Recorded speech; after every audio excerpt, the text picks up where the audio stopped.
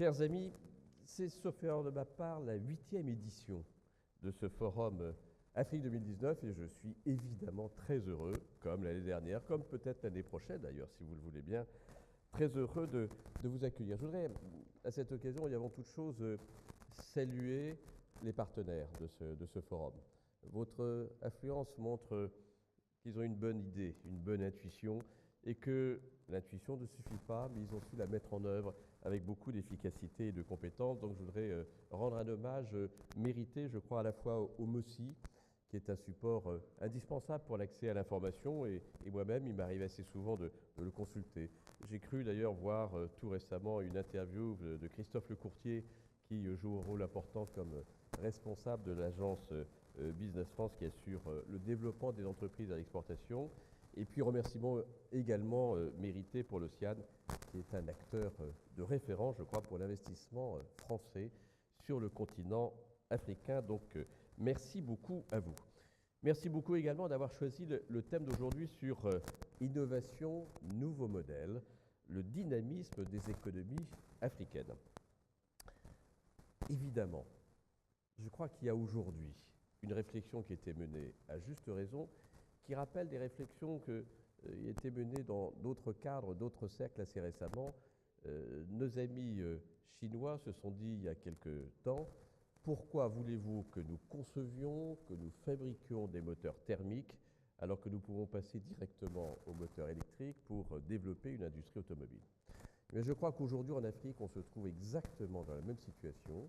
Peut-être est-ce qu'on peut, grâce aux innovations, passer un certain nombre d'étapes pour arriver directement à ce qui permettra de développer les économies africaines dans des conditions d'une meilleure efficacité. Il y a deux exemples qui s'imposent à l'esprit. Il y a d'abord le numérique et notamment l'explosion du téléphone mobile.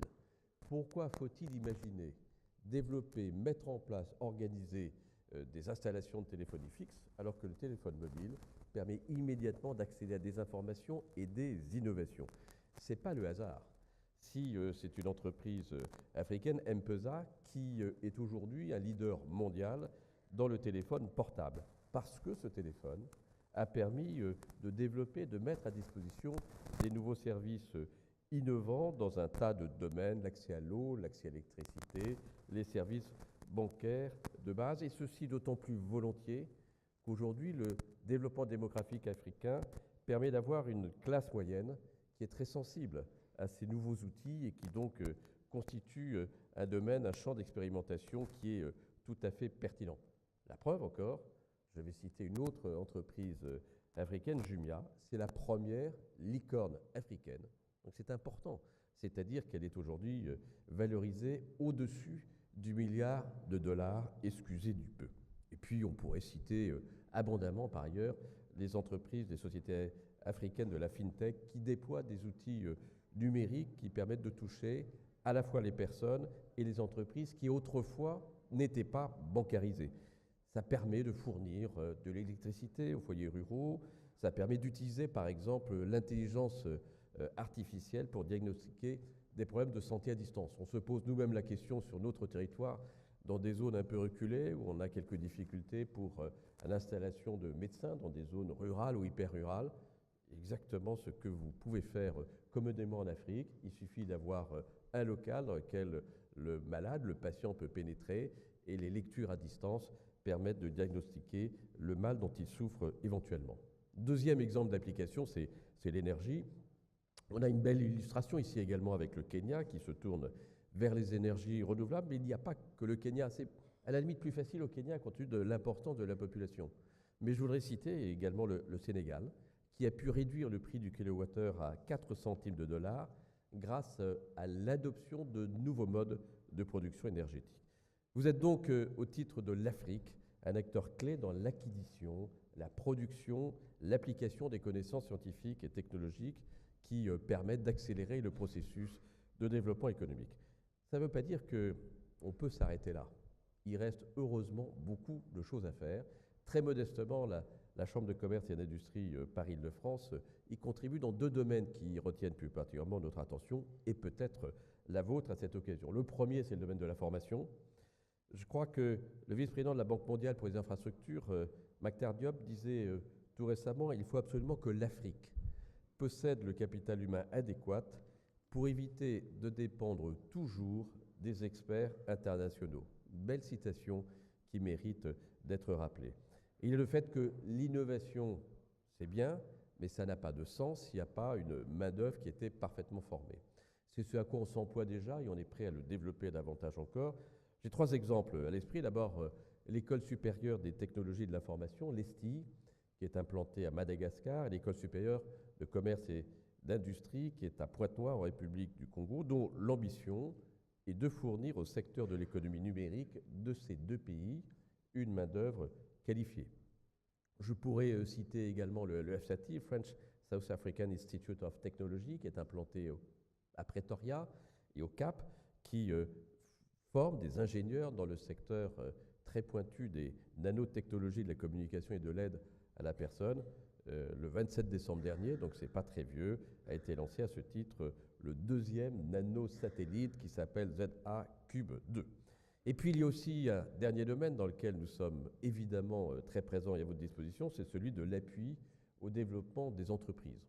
C'est, vous le savez, la raison pour laquelle a été créée en 1973 à l'initiative de Léopold Sédar Senghor, de Félix Houphouët-Boigny et de Georges Pompidou, la CPCCAF, Conférence permanente des chambres consulaires, dans laquelle nous jouons évidemment un rôle important et nous apportons notre soutien depuis cette époque. C'est pour nous un dispositif essentiel de coopération des CI des pays francophones du Nord avec les organismes économiques intermédiaires. Aujourd'hui, au sein de la CPCCAF, sont regroupées 560 compagnies consulaires qui représentent 26 pays africains. Et que fait la CPCCAF très concrètement? 3 exemples. Nous venons de mettre en place un baromètre annuel des PME africaines que nous avons rédigé octobre 2018, donc tout récent, avec ITC, le Centre de commerce international, qui est une filiale de l'OMC et qui s'est traduit par la présentation d'un guide pratique pour promouvoir la compétitivité des PME en Afrique francophone. Dans le même esprit, le CPCCAF met en œuvre des programmes de coopération tels que le compagnonnage consulaire, soutenu par l'Agence française de développement, qui vise à renforcer les capacités d'intervention des chambres africaines auprès des chambres locales. Dans le même esprit, vous avez un programme plus récent, Archipelago, cofinancé par l'Union européenne, qui développe la formation professionnelle et entrepreneuriale. Et puis enfin, nous soutenons des entreprises dans leur développement au travers plus particulièrement de la plateforme francophone des affaires francophiles. Le lancement officiel sera effectué très prochainement à Lyon, au mois de juin prochain.